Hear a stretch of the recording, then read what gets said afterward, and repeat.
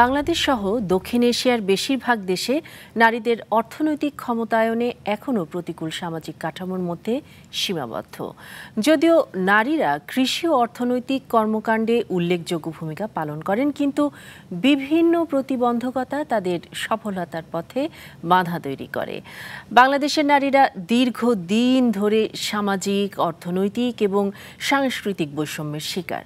বিশেষ করে ভূমি অধিকার ও জীবিকায়নের ক্ষেত্রে তারা নানা প্রতিবন্ধকতার সম্মুখীন হন। সুপ্রিয় দর্শক মণ্ডলী, আন্তর্জাতিক নারী দিবস 2025 উপলক্ষে সেভ দ্য চিলড্রেন এবং এমবেসি অফ নেদারল্যান্ডস আয়োজিত মাছরাঙা টেলিভিশনের আজকের বিশেষ টক শো নারীর জীবিকায়ন ও ভূমি অধিকার অনুষ্ঠানে আমি ইবতিসাম নাসিম মৌ আপনাদের সবাইকে স্বাগত জানাচ্ছি। আমাদের সঙ্গে আজকে অতিথি হিসেবে আছেন Suman Sengupta, country director save the children in Bangladesh, লিপি রহমান, নির্বাহী পরিচালক বাদাবন সংঘ, এবং ব্যারিস্টার মিতি সঞ্জানা, আইনজীবী, বাংলাদেশ সুপ্রিম কোর্ট, কলামিস্ট এবং মিডিয়া ব্যক্তিত্ব। আপনাদের তিনজনকেই স্বাগত জানাচ্ছি অনুষ্ঠানে। আমি প্রথমেই সুমন সেনগুপ্ত আপনার কাছে আসতে চাই যে সেভ দ্য চিলড্রেন আসলে নারীদের অর্থনৈতিক ক্ষমতায়ন এই জায়গাটাতে কিভাবে কাজ করছে? ধন্যবাদ আপা। অর্থনৈতিক যে এম্পাওয়ারমেন্ট, ইকোনমিক এম্পাওয়ারমেন্ট, সেটা তো পরে আসে। তার আগে যেটা আমরা যে জমিটা তৈরি করতে হবে, সেখানে সেভ দ্য চিলড্রেন অনেক কিছু করছে। প্রথমে তো আমরা যে 5 বছর পর্যন্ত যে শিশুরা আছে তাদের আমরা স্বাস্থ্যের উপরে ফোকাস করি, যাতে তারা মানে স্বাস্থ্য এবং পুষ্টির উপরে ফোকাস করি। তারপরে 6 থেকে 14-15 আমরা এডুকেশনটার উপরে ফোকাস করি। এই দুটো this to give the foundation for economic empowerment. এটা ছাড়া কিন্তু ইকোনমিক এম্পাওয়ারমেন্ট হওয়াটা সম্ভব নয়। তো আমরা পুরো লাইফ সাইকেল অ্যাপ্রোচটা করি। তারপরে যেটা আমরা করি যে প্রায় অ্যাবাউট 16-17 ওখান থেকে শুরু করি আমরা কিশোরীদের সাথে কাজ করি। সেটা হলো ইকোনমিক, অর্থনৈতিক ক্ষমতায়নের উপরে আমরা কাজ করি। তো সেখানে অনেকগুলো আছে যে স্কিলিং প্রোগ্রাম, একটা বড় প্রোগ্রাম, খুব বিগ ইম্পর্টেন্ট প্রোগ্রাম আমাদের আছে, যেখানে আমরা দেখি যে মার্কেট তো চেঞ্জ হচ্ছে সবসময়। সে মার্কেট ইভলভ কেমনভাবে করছে, মার্কেটের অপরচুনিটিসগুলো কী আছে, তারপরে যারা এমপ্লয়ার্স আছে তাদের কী ধরনের স্কিলস লাগবে, কী ধরনের কম্পিটেন্সি লাগবে, সেগুলো আমরা অ্যানালিসিস করি। সেই অ্যানালিসিস করার পরে আমরা দেখি যে কী ধরনের স্কিলস আমাদের এই কিশোরীদের দেওয়া যেতে পারে। তারপরে পুরো একটা স্কিলিংয়ের আমাদের বিশাল একটা প্রোগ্রাম আছে, বিভিন্ন রকমের কিশোরীদের যে তাদের সম্ভাবনা আছে সেটা, আর মার্কেটের কী সম্ভাবনা, এই দুটো একসাথে এনে আমরা খুব স্ট্রাকচারডভাবে এখানে কাজ করি। আর আমি খুব খুশি জানাতে যে আমাদের প্রায় 60% অফ আমরা যাদের ট্রেনিং দিচ্ছি, স্কিলিং দিচ্ছি, তারা কিন্তু কাজে, কর্মক্ষেত্রে চলে যাচ্ছে, তাদের কাজে অথবা সেলফ এমপ্লয়মেন্টে চলে যাচ্ছে। এটা কিন্তু is a very very good figure. কি ধরনের কাজে তারা বেশি? বিভিন্ন কাজে অনেকে তারা নিজেদের ব্যবসা শুরু করছে। তারপরে হসপিটালিটি ইন্ডাস্ট্রিতে অনেকে গেছে, তারপরে গার্মেন্টস ইন্ডাস্ট্রি সেক্টরে তো গেছে, প্লাস অনেকে অন্য এনজিও, আইএনজিওতে তাদের কাজ করছে। প্লাস সিন্স আমরা বলছি যে কৃষি, মানে we are talking about land, access to land, সেখানে এগ্রিকালচার যে স্কোপটা দিচ্ছে, গ্রো করছে, সেখানেও কিন্তু আমরা উই আর প্রোভাইডিং অ্যাক্সেস। তো বিশেষ করে আমরা নারীদের উপরে ফোকাস করছি, তাদের স্কিলস, নতুন টেকনোলজি কেমনভাবে তারা অ্যাডপ্ট করতে পারে, সেটা তারা কেমনভাবে ইমপ্লিমেন্ট করতে পারে, সেখানে আমরা দেখছি। আমরা ফিশারিজের উপরে দেখেছি যে কেমনভাবে আমরা নারীদের আরও ক্ষমতায়ন করতে পারি। আর এই দুটো তো আছেই, মানে আমাদের লাইফ সাইকেল অ্যাপ্রোচ ফলো করি, plus we do lot of skilling work. কিন্তু underlying all this is the work যেটা আমরা জেন্ডারের উপরে কাজ করি। সেটা আমরা একদম ছোটোবেলা থেকে শুরু করি, একদম স্কুল থেকে, স্কুলের কারিকুলামের মধ্যে জেন্ডারটা ঢোকানো। প্লাস আমাদের সেভ দ্য চিলড্রেন আমরা খুব গর্ববোধ করি যে আমাদের অনেক শিশুদের গ্রুপস, ইউথ গ্রুপস আমরা তৈরি করেছি, কিশোরদের গ্রুপ, শিশুদের গ্রুপ, সেখানে কিন্তু জেন্ডারের উপরে সব কনস্ট্যান্টলি কথা হয়। এবং এই তৃণমূলে কি আসলে তারা খুব উৎসাহিত থাকে? খুবই তাদের আসলে রেসপন্সটা কেমন? খুবই উৎসাহিত। খালি মেয়েরা না, ছেলেরাও। প্রথমে তো আমরা সেন্সিটাইজ করার চেষ্টা করি তাদের, তারপরে তাদের রিফ্লেকশনের জায়গাটা আসে। তখন অনেক ছেলেদের দেখেছি তারা উঠে বলে যে আমি চাই না যে একটা মানে কম বয়সে মেয়েকে বিয়ে করব, আমি চাই যে আমি যাকে বিয়ে করবো সে যাতে চাকরি করতে পারে আমার সাথে। এই চেঞ্জ কিন্তু মানে এই ইউথ গ্রুপের মধ্যে প্রচন্ড এসছে, এটা বাচ্চাদের মধ্যে এটা এসছে। আপনার কাছে আবার আসব, কিন্তু আমি লিপি রহমান আপনার কাছে আসতে চাই যে বাদাবন সংঘের যে অভিজ্ঞতা, আপনার যে অভিজ্ঞতা, সেই অভিজ্ঞতায় আপনার কি মনে হয় যে মেয়েরা আসলে বা নারীরা আসলে কি কি ধরনের চ্যালেঞ্জ এরা ফেস করে, বিশেষ করে যখন তারা শিশু কিশোর অবস্থায় থাকে? কারণ কিশোরীর সময়টা তো আসলে খুব সেন্সিটিভ একটা সময়।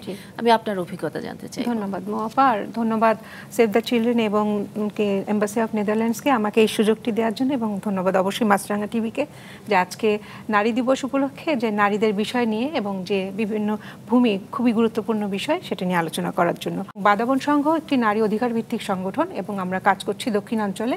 তো ওখানে আমরা মূলত নারীদের নিয়ে কাজ শুরু করেছিলাম, কিন্তু আমরা কাজ করতে গিয়ে দেখেছি যে কিশোরীদের একটি বড় দল আছে যাদের নিয়ে কাজ করা যায়, এবং যেহেতু আমরা ওখানে কাজ করছি জলবায়ু প্রতিকূলতা একটা অবস্থান থেকে, এবং সেখানে আমরা দেখেছি একটি এবং ভূমির যে একটা অধিকার সেখান থেকেও নারীরা কিভাবে বঞ্চিত হচ্ছে। বলা যায় ওই অঞ্চলটি যে 4টি উচ্চতম মানে সর্বোচ্চ বাল্যবিবাহের যে সংখ্যাটা আছে সেই এলাকাটি একটি।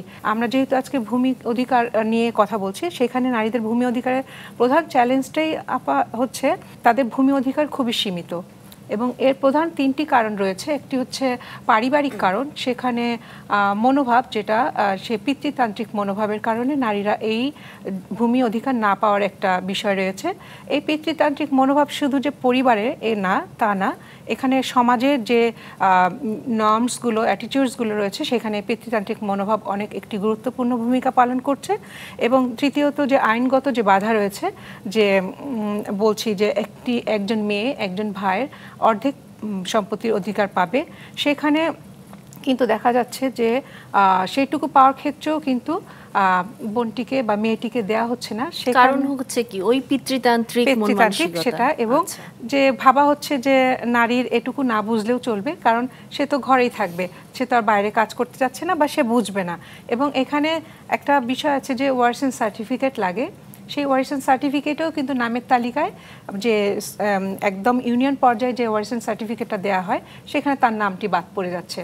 সেখানে পরিবার থেকেও বলা হচ্ছে, এবং সেখানে যারা কাজটি করছে তারাও এখানে ভাবছে যে নারীকে আসলে গুরুত্ব দেওয়ার দরকার নেই ভূমি অধিকারের ক্ষেত্রে। কাগজপত্র যেহেতু বোঝে না, তাকে ঠকানোটাও সহজ হয়ে যাচ্ছে আসলে। আমি আপনার কাছে আবার আসব। আমি সুমন সেনগুপ্ত, লিপি রহমানের কাছ থেকে বেশ কিছু বিষয় আসলো, সেটা হচ্ছে যে বাল্য বিবাহ একটি বিষয়, তারপরে আসলো যে আপনার পিতৃতান্ত্রিক মন মানসিকতা এবং আইনগত কিছু বিষয়। এই বাল্যবিবাহের জায়গাটাকে আসলে নারীর যে ভূমি যে অধিকার বা নারীর যে ক্ষমতায়ন, এটাকে কিভাবে আসলে এটাকে প্রভাব ফেলছে, আমি আপনার কাছ থেকে শুনে তারপরে আমি মিতিসানজানের কাছে আসতে চাই আইনগত বিষয়গুলো জানার জন্য। তো বাল্যবিবাহটার কথাটা পরে একটু আসছি। একটা তো যে একটা আমাদের জেন্ডার ডিসক্রিমিনেশন ও ইমব্যালেন্স যেটা আছে, সেটা অনেকভাবে এটা কিন্তু এটার মানে ম্যানিফেস্টেশন হয়। আমরা অনেক নারীদের আমরা ট্রেনিং দিয়েছি, কিশোরীদের ট্রেনিং দিয়েছি on new agriculture practices, for example organic farming, কিন্তু তারা যখন সেটা করতে চাইছে তখন তারা বাধা পাচ্ছে। কেন? পুরুষ অন্যভাবে দেখে, তারা they look for immediate profit. তারা তখন অনেক সেই নতুন টেকনোলজি যে কিশোরী শিখেছে কিন্তু তারা ইমপ্লিমেন্ট করতে পারছে না। এখানে কিন্তু একটা জেন্ডার ডাইমেনশন মানে জেন্ডার ইস্যু মানে কি, মানে আপনার পিতৃতান্ত্রিক মন মানসিকতা নাকি মানে মেয়েরা কেন এগিয়ে যাবে আমরা কেন না, বিষয়টা আসলে কি? মেয়েরা কেন এগিয়ে যাবে সেটা তো আছে, আরেকটা হলো ধারণা হলো আমরা পুরুষরা নারীদের থেকে বেশি ভালো জানে, মেয়েদের থেকে বেশি ভালো জানে, আর মেয়েদের ওই ওই ওই নেগোসিয়েটিং স্পেসটাও তো নেই, ওই পাওয়ারটাও নেই, ইনফ্লুয়েন্সটাও নেই। মানে আমি ধরুন একজন নারী, আমি এই জমি আমাদের আছে, আমি ওখানে কেন, নারীরা কিন্তু ক্ষেত খামারে কাজ করছে, কিন্তু তারা সেখানে যে নতুন একটা টেকনোলজি আনতে চাইছে যেটা তারা শিখেছে, তাদের হাজবেন্ডরা ফ্যামিলিতে সেটা অপোজ করছে। এটা তো জেন্ডার, বিকজ তখন সেখানে পিতৃতন্ত্র এসে যায়। আমি আসছি, এই প্রশ্নের উত্তর আপনি রাখেন কারণ আমার আরো জানার আছে। আমি মিতিসানজানা আপনার কাছে আসছি যে আমি দুজনের কাছে যে শুনলাম সেটি হচ্ছে যে বাল্যবিবাহ, পিতৃতান্ত্রিক মন মানসিকতা, আইনগত কিছু বিষয়, কিন্তু নারীদের জন্য আসলে বিদ্যমান আইন কি এবং সেই আইনের আসলে কোন কোন জায়গাটা মনে হয় যে এইটা ঠিক এখানেও পিতৃতান্ত্রিকতাই রয়েছে? তো এখানে দেখা যাচ্ছে যে অত্যন্ত নগণ্য সংখ্যক কিছু নারী যাদের কিনা ভূমির মালিকানা রয়েছে। আপনি দেখবেন যে যত মানুষ কৃষিকাজের সাথে যুক্ত রয়েছে তাদের ভেতরে 72% নারীরা কৃষিকাজের সাথে যুক্ত রয়েছে, কিন্তু তাদের ভেতরে মাত্র 4% যারা জমির মালিকানা তাদের রয়েছে। ভূমি আইন বাংলাদেশের অত্যন্ত জটিল একটি বিষয়, এবং একটি জমি সম্পত্তি সেটি যখন হস্তান্তরিত হয় অনেকগুলো ফেজে অনেকগুলো মন্ত্রণালয় এটার সাথে ইনভলভ। সেখানে ভূমি মন্ত্রণালয় রয়েছে, সেখানে আইন মন্ত্রণালয় রয়েছে, মিনিস্ট্রি অফ পাবলিক ওয়ার্কস। তো কাজেই 3টি মন্ত্রণালয়ের ইনভলভমেন্ট এখানে আছে। জমির ধরন বিভিন্ন ধরনের, সেখানে লিজ হোল্ড প্রপার্টি আছে, ফ্রি হোল্ড প্রপার্টি, নানা ধরনের বিষয় সেখানে জড়িত এবং ধাপে ধাপে।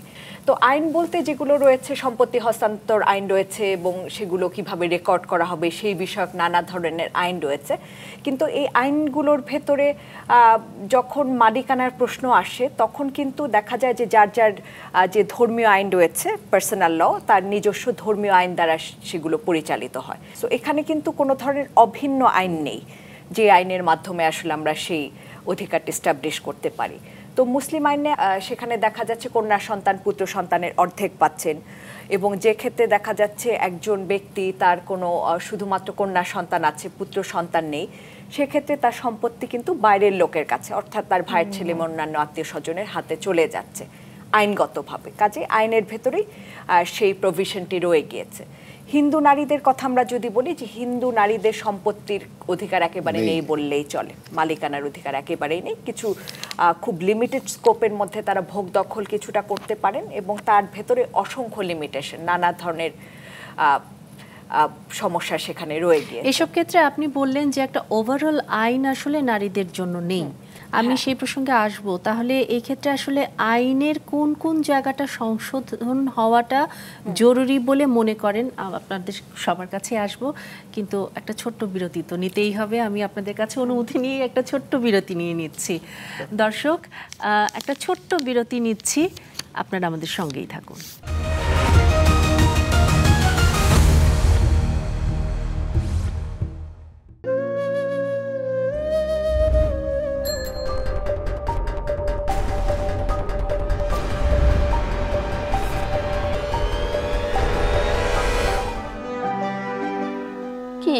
আমার দিকে চাইয়ে কি দেখতেছেন? অনেক বড় ঘরের মাইয়া আমি, কোনো অভাব ছিল না আমাকে। আমার স্বামীটা মরে যাওয়ার পরেতে বাপের বাড়ি এত কিছু থাকা সত্ত্বেও আজ আমি পরের বাড়ি চাইয়েছি দেখাই। বোন কিংবা বোনেরা ভাইয়ের দখলে থাকা ওয়ারিশি সম্পত্তিতে যেভাবে সত্ত্ব ও দখল গ্রহণ করতে পারেন। ভাই ভাইদের কাছে সম্পত্তি বিভাগ বন্টন করে দেওয়ার জন্য সরাসরি বলা।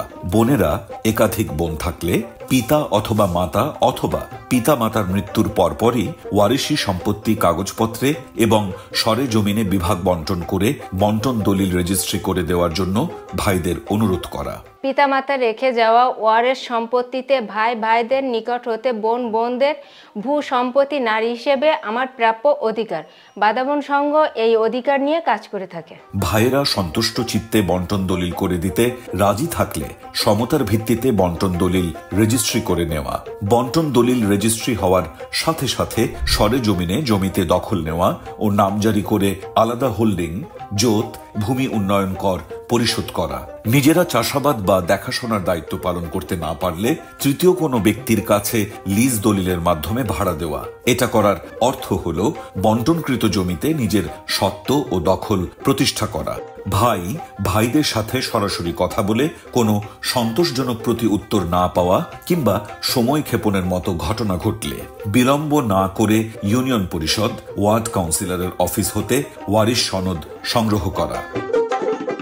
প্রতিবেশী জ্ঞাতি চাচা চাচাতো ভাই বোন মামা মামাতো ভাই বোন এদের মাধ্যমে সম্পত্তি বিভাগ বন্টনের জন্য ভাইদের কাছে অনুরোধ পাঠানো।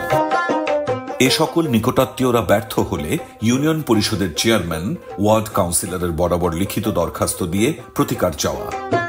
ভাইয়েরা কাগজপত্র দেখাতে কিংবা দিতে অস্বীকার করলে উপযুক্ত অফিস যেমন সহকারী কমিশনার ভূমি অফিস ইউনিয়ন ভূমি অফিস, এমনকি সাব রেজিস্ট্রার অফিসে কাগজপত্র অনুসন্ধান, সার্চিং করা। কাগজপত্র অনুসন্ধান, সার্চিং এর অংশ হিসেবে সরেজমিনে জমির অবস্থান নির্ণয় করা, মৌজা ম্যাপ সংগ্রহ করা, মৌজা ম্যাপ দেখে দাগ নির্ণয়। দাগ অথবা খতিয়ান নম্বর ব্যবহার করে ভূমি মন্ত্রণালয়ের ওয়েবসাইট খতিয়ান রেকর্ড সংগ্রহ করা যেতে পারে। কাগজপত্র সংগ্রহ করার পর ওয়ারিশ সনদ সহকারে সহকারী কমিশনার ভূমি অফিসে দাগে দাগে নামজারি ও জমা ভাগের জন্য সহকারী কমিশনার ভূমি এর নিকট আবেদন করা। সহকারী কমিশনার ভূমি কর্তৃক নামজারির আবেদন না মঞ্জুর হলে বাটোয়ারা মামলার দীর্ঘসূত্রিতা এড়াতে জমির কাগজপত্র ও পরিমাপ জানা অভিজ্ঞ সার্ভেয়ার উকিলের মাধ্যমে মৃত পিতা মাতার বিক্রয়, দান, হেবা বা অন্য উপায়ে হস্তান্তর বাদে অবশিষ্ট রেখে যাওয়া সম্পত্তি সরেজমিনে চিহ্নিত করে সমতার ভিত্তিতে ভাই বোনদের মধ্যে বন্টনের উদ্দেশ্যে স্কেচ ম্যাপ সহ বন্টন দলিল প্রস্তুত করা। সম্প্রতি পাশ হওয়া ভূমি অপরাধ প্রতিরোধ ও প্রতিকার আইন 2023-এর অধীনে প্রণীত বিধিমালার আওতায় জেলা প্রশাসকের কাছে আবেদন করেও বোনেরা ওয়ারিশি সম্পত্তির মালিকানা ও দখল বুঝে নেওয়ার পদক্ষেপ নিতে পারেন। সবশেষে আশা করা যায় যে বর্ণিত ধারাবাহিক পদ্ধতি অনুসরণ করে ভাইদের নিকট থেকে মহিলারা পিতার ওয়ারিশি সম্পত্তির অধিকার নিজানুকূলে প্রতিষ্ঠা করতে সক্ষম হবে। আমি এখন অনেক ভালো আছি। ছেলে বউ নাতিপুতি নিয়ে অনেক সুখে আছি। আমরা দেখলাম ভূমি অধিকার নারীদের জীবনে কিভাবে পরিবর্তন আনতে পারে। এবার আমরা আরও গভীরভাবে আলোচনা করব। আমি সানজানা মিতে আপনার কাছে ছিলাম ব্রেকে যাওয়ার আগে, আবার আপনার কাছে আসতে চাই। একটি বিষয় খেয়াল করেছেন আপনারা সবাই, ভাইরা দিবে, ভাইরা বোনদেরকে দিবে, ভাইদের কাছ থেকে পাবে। এটা তো আসলে হওয়া উচিত ছিল বাবা মার কাছ থেকে কিভাবে আসবে, এবং বেশ কিছু জটিলতাও দেখলাম। আপনি বলছিলেন দীর্ঘসূত্রিতার বিষয়, যে মামলাগুলো যে ঝুলে থাকে, তাহলে নারীরা আসলে কিভাবে তাদের রেজিস্ট্রেশন যে করবে এটা কিভাবে বাড়াবে, বা প্রশাসন আরও কিভাবে তাদেরকে সাহায্য করতে পারে, সহযোগিতা করতে পারে? দেখুন, বিভিন্নভাবে তো আসলে সম্পত্তির হস্তান্তর হয়। এর মধ্যে একটি রয়েছে আপনার উত্তরাধিকার সূত্র। রেজিস্ট্রেশনের প্রসঙ্গটি তখনই আসছে যখন আপনি হয় সম্পত্তি কিনছেন কোনোভাবে, তখন রেজিস্ট্রেশনের প্রশ্ন আসতে পারে। যখন সম্পত্তি আপনাকে কেউ গিফট দিচ্ছে বা হিবা যেটাকে আমরা বলি মুসলিম আইনের ক্ষেত্রে, সে সমস্ত ক্ষেত্রে আসলে বিভিন্নভাবে হস্তান্তর হয় বিভিন্ন প্রক্রিয়ায়।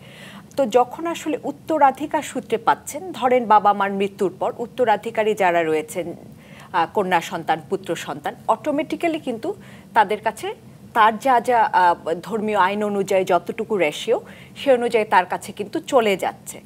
এখন একজন নারীর কি দায়িত্ব বা কর্তব্য? তার দায়িত্ব হচ্ছে যে তার যে পেপার ওয়ার্কসগুলো আছে সেগুলোকে আপডেট করা, সব কিছু ঠিক করা।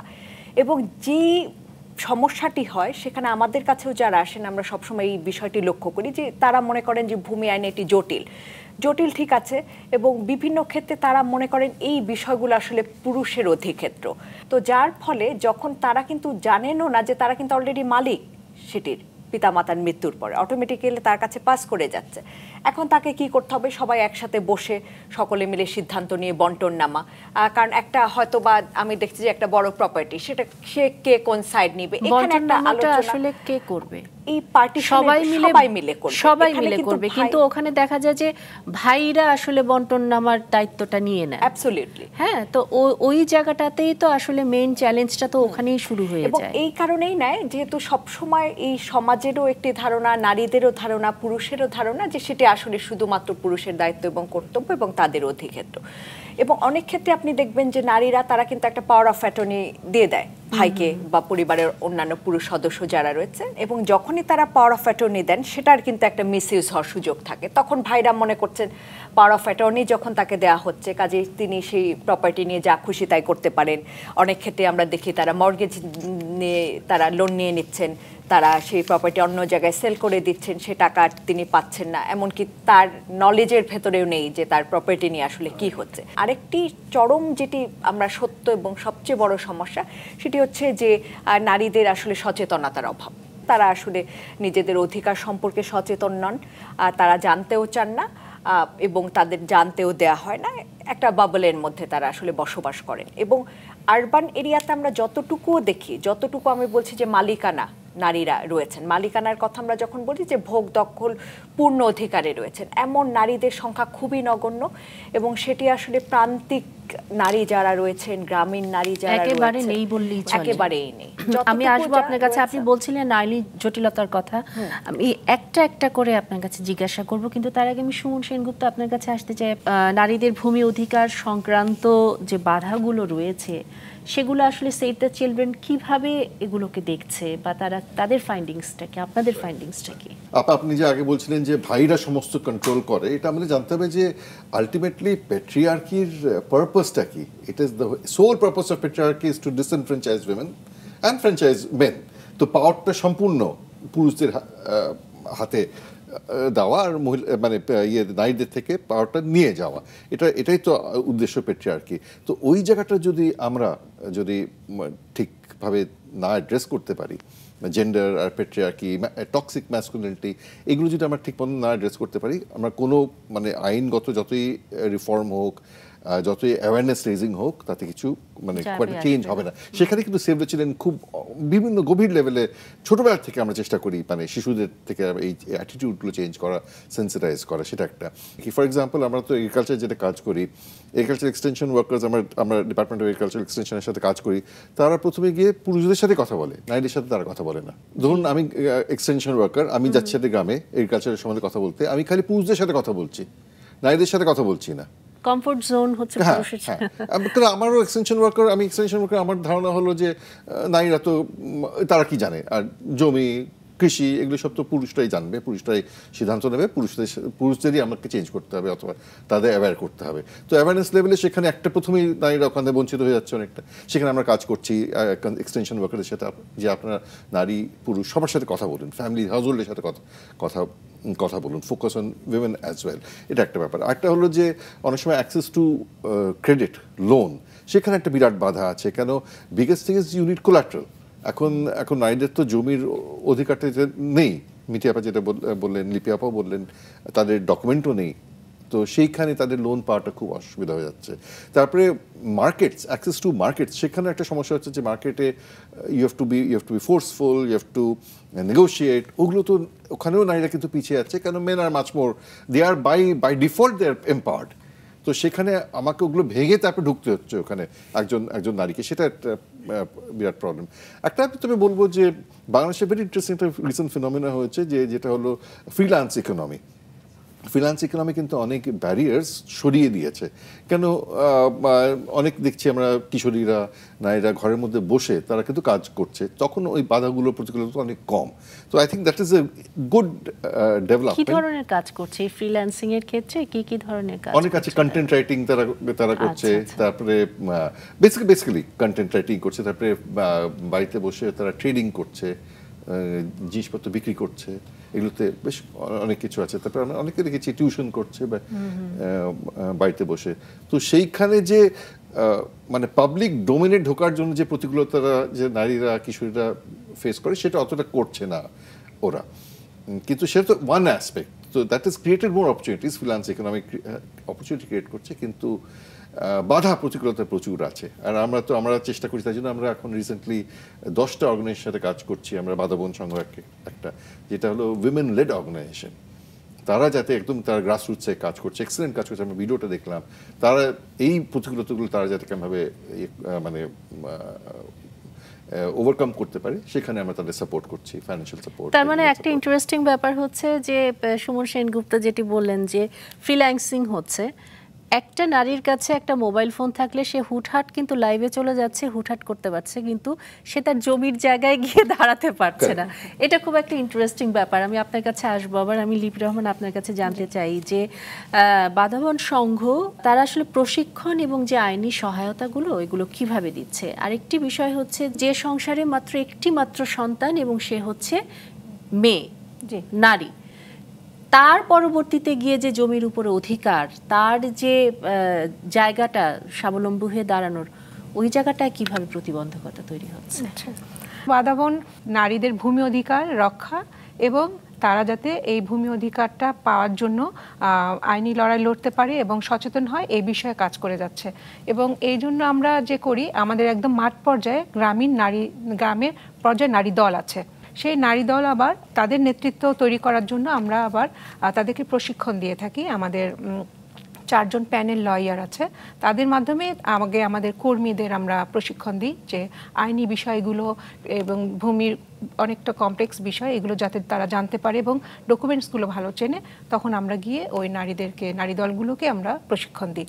এবং এই নারী দল থেকে আবার সদস্য নিয়ে নেত্রী নিয়ে আমরা আবার ফেডারেশন গঠন করেছি। তারা কিন্তু এই যে আমাদের কনস্ট্যান্ট 3 মাস পর পর 4 মাস পর পর এই নারী দলগুলোকে আমরা তারা যাতে তাদের ভূমি রেকর্ডটা কিভাবে করতে হয়, তাদের মিউটেশনটা কিভাবে করতে হয়, নথিপত্রগুলো কিভাবে রাখতে হয়, তার ভূমির যে সত্যটা যে সে তার দখলে আছে যেটুকু বা তার নামে যেটুকু আছে সেটুকু সে কিভাবে সংরক্ষণ করবে, এই বিষয়ে একদম লিখিত পরিতভাবে তাদেরকে একদম প্রশিক্ষণ দেওয়া হয়। এবং মাঠ পর্যায়ে যেটা আমাদের কিছু কমিউনিকেশনস মেটেরিয়ালস আছে, ফ্লিপচার্ট, পোস্টার, এগুলো নিয়ে আমরা প্রশিক্ষণটা দিই। আর যেটা আমাদের একটু দীর্ঘমেয়াদী প্রশিক্ষণ হয় 3 থেকে 4 দিন, সেটা আমরা একদম হাতে কলমে কাগজে এই নারীদের শিখিয়ে দিচ্ছি। তো প্রধান কারণ হচ্ছে যে তাদেরকে সক্ষমতা বৃদ্ধি করা এবং সচেতনতা তৈরি করা। পুরুষদের নিয়েও আমাদের দল আছে এবং তাদেরকেও আমরা এই বিষয়ে সচেতন করছি, বসছি তাদের সাথে উঠান বৈঠকে। তো তাদের এবং আমাদের ইউথ দলও আছে, তাদেরকে আমরা এইভাবে কিশোরী দল, তাদেরকেও এই ভূমি একদম শুরু থেকে দাদা যে বলছিলেন শিশু বয়স থেকে ভূমি অধিকারটা শেখানো হচ্ছে। এবং আমরা যে আইনগত সহায়তাটা দিচ্ছি, যে এগুলো তো আমরা তাদের সচেতন করছি, তাদের কাগজপত্র চেনাচ্ছি এবং তাদের ভূমিটা কিভাবে রক্ষা করতে হবে বলা হচ্ছে। তো কিন্তু আইনগত একটা আমরা দেখেছি যে ল্যান্ড ইনডিউসড ভায়োলেন্স বা জমি জমা সংক্রান্ত কারণে নারীদের প্রতি সহিংসতা সবচেয়ে বেশি। তাদের বিরুদ্ধে এই যে সহিংসতা হচ্ছে, তারা মানে এফআইআর কিভাবে করতে হবে, থানায় যেতে হবে, এই বিষয়ে তারা সাহস পাচ্ছে না। এখন আমাদের এই জানায়ও বোধহয় ঘাটতি আছে যে কোথায় গিয়ে আপনার মামলাটা করতে হবে, কিভাবে করতে হবে এবং থানায় কতক্ষণের মধ্যে যেতে হবে। তা এখন আমরা থানার সাথেও কাজ করছি, থানার পুলিশ অফিসারদের সাথে আমরা রেগুলার বসছি, তাদের জানাচ্ছি এই ধরনের যে এই সংক্রান্ত সহিংসতা তৈরি হচ্ছে এবং তারাও আমাদের যথেষ্ট সহায়তা করছেন আমাদের এলাকায়। এবং হচ্ছে এই যে আমরা নারী নেত্রীদের কথা বললাম, যে ফেডারেশনের মাধ্যমে যে নারী নেত্রী তৈরি হয়েছে, এখন কিন্তু আমরা যেহেতু আমাদের কর্মীরা থাকছেন, আমরা থাকছি, কিন্তু সাথে সাথে নারী নেত্রীরাও থাকছে। রিসেন্টলি কিছু ঘটনা হয়েছে, 2টো ঘটনা হলো যে ওখানে আপনারা জানেন রামপাল, ওখানে অনেক ইন্ডাস্ট্রিয়ালাইজেশন হচ্ছে এবং অনেক ভূমি অধিগ্রহণ হচ্ছে। এক্ষেত্রে ছোট জমির মালিকরা অনেক ক্ষতিগ্রস্ত হচ্ছে, এক্ষেত্রে নারীরাও অনেক ক্ষতিগ্রস্ত হচ্ছে। তো একজন নারী তার জমি প্রায় হারাতে বসেছিলেন, তো এই নারী নেত্রীরা গিয়ে কিন্তু থানা পুলিশ করে তার জমি উদ্ধার করতে পেরেছেন। আমি সেই বিষয়ে আসবো এবং এটা খুব ইন্টারেস্টিং একটা বিষয় যে নারী নেতৃত্ব তৈরি করার মাধ্যমে আসলে নারীদের ভূমি অধিকার যে আনা সেটা এবং নারীর প্রতি যে সহিংসতার এটার অন্যতম কারণ হচ্ছে এই ভূমি। আমি আপনাদের 3 জনের কাছে আবার আসবো, কিন্তু আর একটা বিরতি নেবার তো সময় হলো, একটা বিরতি নিয়ে তারপর আসছি। দর্শক, আরেকটা ছোট্ট বিরতি নিতে হচ্ছে, সঙ্গেই থাকুন।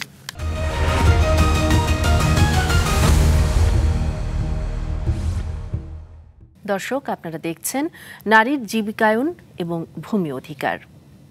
আমি মিতিসান জানা আপনার কাছে বিরতির আগে একটি প্রশ্ন রেখেছিলাম যে নারীর প্রতি সহিংসতার অন্যতম কারণই হচ্ছে যে ভূমি অধিকারের প্রতি যে আইনগুলো রয়েছে সেগুলো থাকলেও অতটা বান্ধব নয়, এখানে অনেক জটিলতা রয়েছে।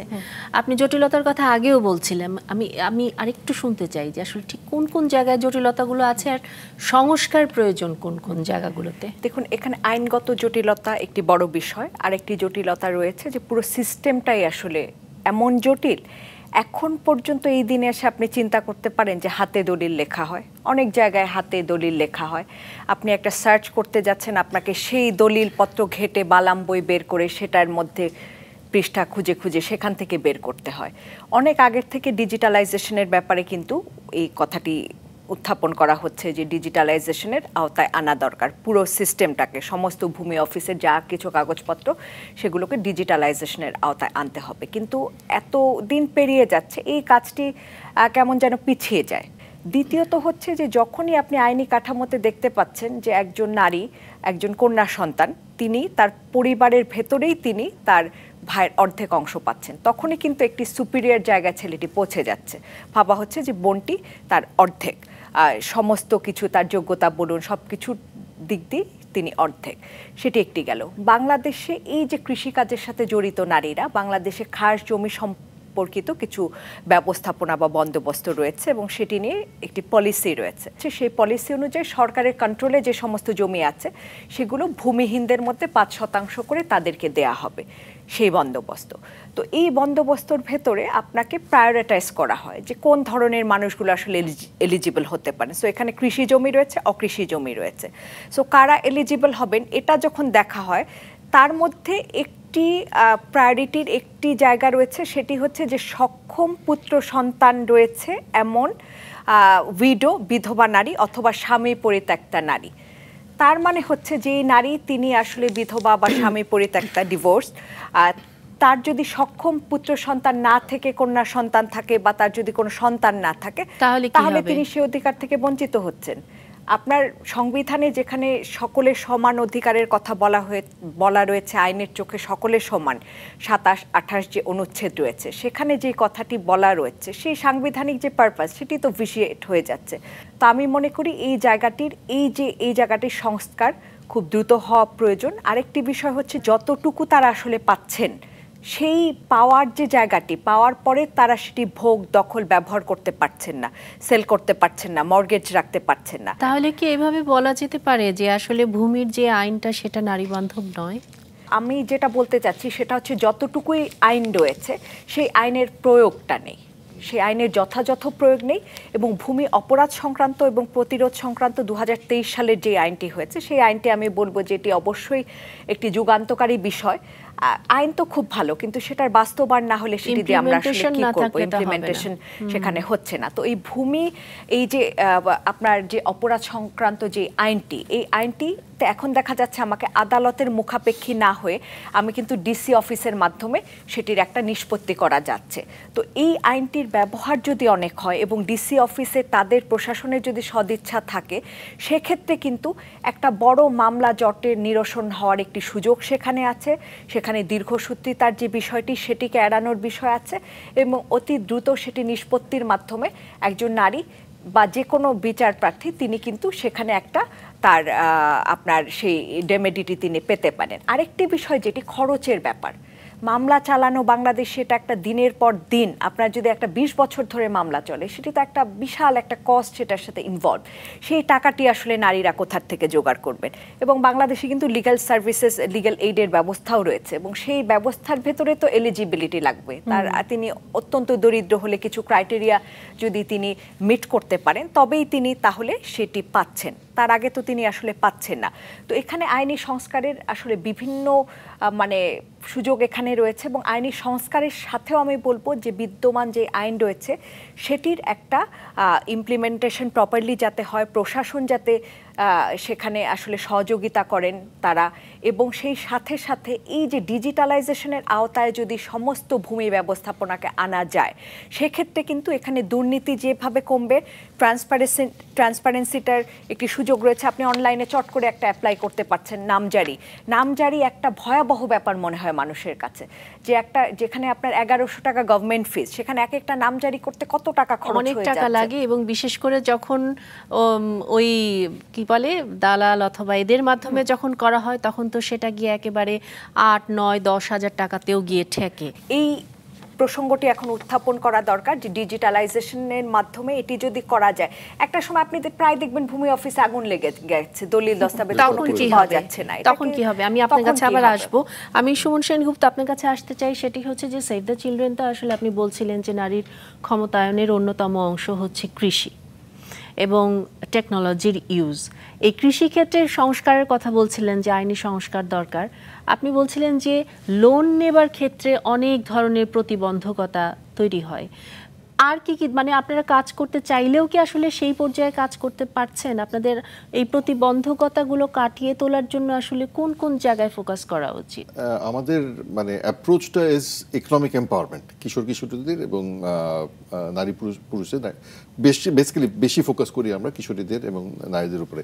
এখন ইকোনমিক এম্পাওয়ারমেন্টটা ক্ষমতায়ন তো হতে পারে না যতক্ষণ না তাদের অধিকারগুলো প্রতিষ্ঠিত হয়। তখন অধিকারের প্রতিষ্ঠার মূলটা কি, একটা মূল হলো তাদের ওনারশিপ অফ রিসোর্সেস, মানে যার বেশি রিসোর্সেস আছে তার বেশি অধিকার প্রতিষ্ঠিত বেশি হয়।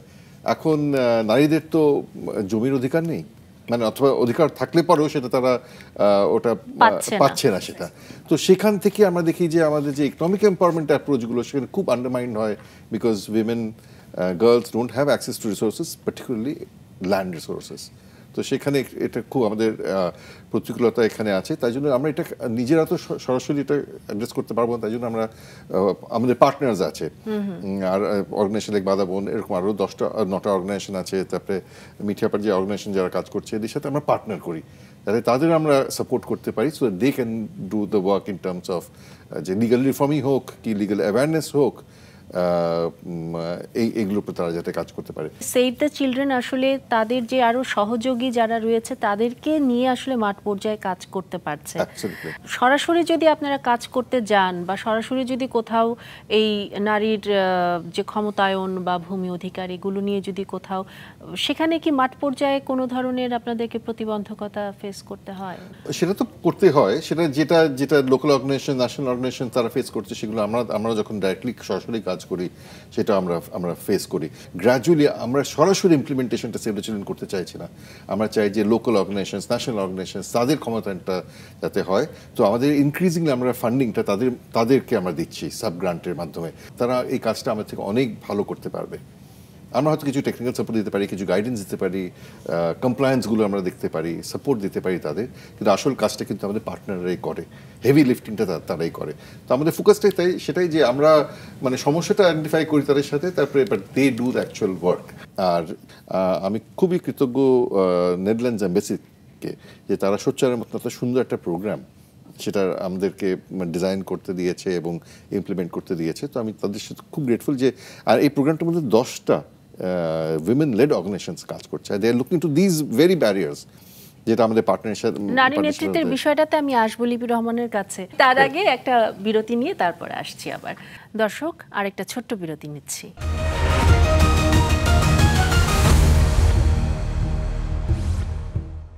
দর্শক, আবারও স্বাগত জানাচ্ছি।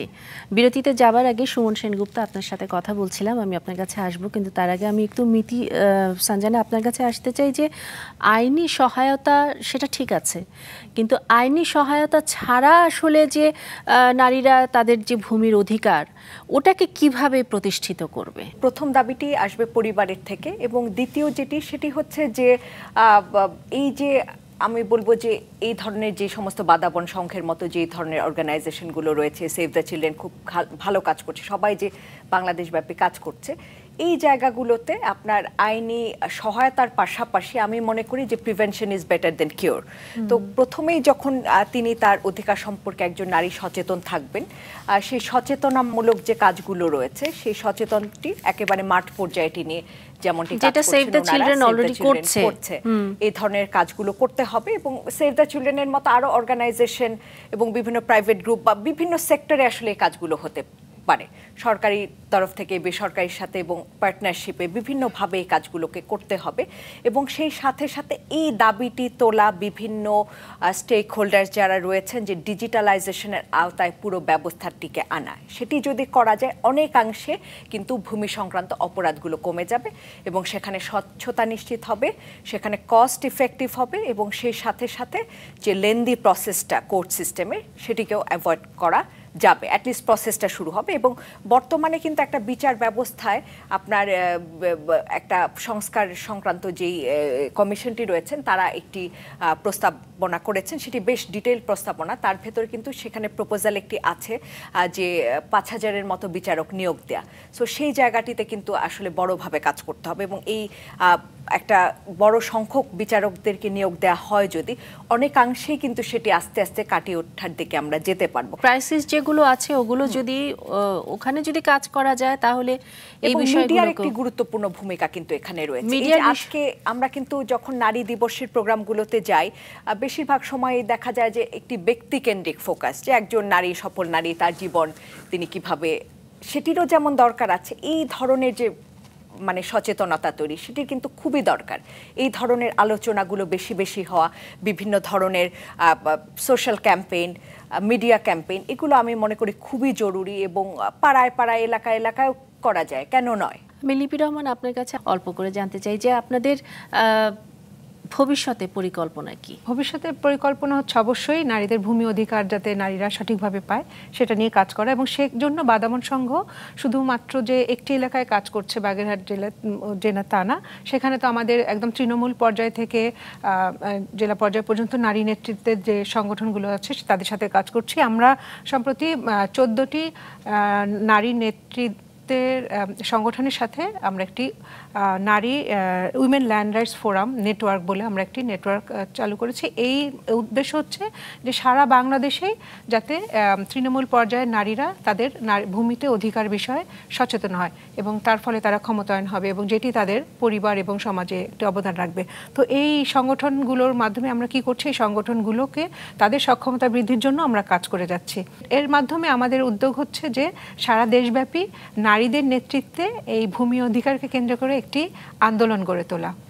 কারণ হচ্ছে আমরা জানি অনেকগুলো সংগঠন কাজ করছে বাংলাদেশে, কিন্তু খুব কম সংখ্যক নারীদের বিভিন্ন অধিকার বিষয়ে কাজ করে থাকে, কথা বলে থাকে, কিন্তু এই ভূমি অধিকার নিয়ে কথা বলার আমি দেখেছি খুব কম মানসিক কথা বলছে বা কাজ করছে। তো আমাদের উদ্যোগ এটাই হচ্ছে সারা বাংলাদেশে একটি নারী নেতৃত্বের আন্দোলন গড়ে তোলা, যারা ভূমি অধিকার নিয়ে কাজ করবে, ভূমি অধিকার বিষয়ে কথা বলবে, নিজেরা সোচ্চার হবে এবং নিজেদের ভূমি অধিকারের সাথে সাথে সকল নারীর ভূমি অধিকারের বিষয়ে মানে এটা নিশ্চিত করবে। আপনাকে ধন্যবাদ জানাচ্ছি। সুমন সেনগুপ্ত, আপনার কাছে সর্বশেষ জানতে চাই যে মিতি সানজানা উনি বেশ কয়েকটি পয়েন্ট বললেন যে কিভাবে এই অবস্ট্যাকলগুলো পার করা যায়। লিপি রহমান স্বপ্নের কথা বললেন, তারা কিভাবে কাজ করতে চায়। তো সেভ দ্য চিলড্রেন তাদের পরিকল্পনা কি, তারা কিভাবে স্বপ্ন দেখে? আমাদের স্বপ্ন হলো যে মেয়েরা এবং ছেলেরা, নারীরা, পুরুষরা যাতে সমান অধিকার তাদের যাতে থাকে, এটা হলো আমাদের ব্রড আমাদের ড্রিম। সেটার জন্য যা যা করতে হয়, অনেক কিছু আমরা নিজেরা করতে পারি, অনেক কিছু নিজেরা করতে পারি না, তখন আমাদের পার্টনারের মাধ্যমে যেতে হয়। এই ভূমি অধিকারের যখনই কথা হচ্ছে, এটা তো একটা বিরাট বড় একটা অধিকার। এটার সাথে আর্থিক ক্ষমতায়নের মানে রিলেশনশিপ আছে, আর অনেক প্রতিকূলতাও আছে এর মধ্যে। তো সেখানে আমরা তো চাই, যেটা দীপা আপা বললেন, যে উই ফুললি সাপোর্ট। আপনারা যদি মুভমেন্ট করতে পারেন, we will provide moral support, and অন্যভাবেও আমরা সাপোর্ট করার অবশ্যই চেষ্টা করব। আমাদের সেভ দ্য চিলড্রেনের একটা স্ট্রেংথ হলো যে আমরা একদম, যেটা প্রথমেই বললাম, যে একদম শিশু অবস্থা থেকে আমরা শুরু করি। তো আমাদের অনেক শিশুদের গ্রুপস আছে, ইউথ গ্রুপস আছে, তাদের মধ্যে কিন্তু আমরা রাইটসের সম্বন্ধে এই কথাগুলো মানে বলি আমরা, equal rights, girls and boys, men and women. সেখানে তো ভূমির অধিকার সব এগুলো তো আসেই। ওখানে আমরা অ্যাটিটিউডাল শিফটগুলো করার চেষ্টা করছি। এটা কিন্তু ওটা জমিটা তৈরি করার চেষ্টা করছি আমরা ওখানে। Fundamental start from the bottom, একদম ওখান থেকে শুরু করতে হবে। আর মিডিয়াকে কিভাবে দেখতে চান? মিতি সানজানা বলছিলেন যে মিডিয়ার একটা বিশাল বড় ভূমিকা। ডেফিনেটলি, কেন মিডিয়া তো ওপিনিয়ন ক্রিয়েট করছে, তো it's for forging opinion, forming opinion, অ্যাটিটিউডসগুলো চেঞ্জ করার জন্য মিডিয়ার প্রচুর একটা এখানে অবদান আছে। তো সেখানে definitely media is a very important partner. Maasranga, আমরা তো এটা দ্বিতীয় প্রোগ্রামে আমি এসেছি আপনার এখানে, আশা করি এই সম্পর্কটা অব্যাহত থাকবে। অন্য মিডিয়া আউটলেটও আছে। সবাই সবার সাথে একসাথে কাজ করলেই আসলে সব ধরনের প্রতিবন্ধকতা পেরিয়ে যাওয়া সম্ভব। আপনাদের তিনজনকেই অসংখ্য ধন্যবাদ জানাচ্ছি। মিতি সানজানা আপনাকে, লিপি রহমান এবং অবশ্যই সুমন সেনগুপ্ত, অনেক ধন্যবাদ জানাচ্ছি অনুষ্ঠানে আসবার জন্য। দর্শক, আজকের আলোচনা আমাদের দেখিয়েছে ভূমি অধিকার নারীর জীবিকার অন্যতম প্রধান চাবিকাঠি। আমাদের সম্মিলিত উদ্যোগেই পারে এই চ্যালেঞ্জ মোকাবেলা করতে। নারী পুরুষ নির্বিশেষে সকলের ভূমি অধিকার নিশ্চিত করা হোক, এই কামনায় বিদায় নিচ্ছি। সবাই ভালো থাকুন, নিরাপদ থাকুন।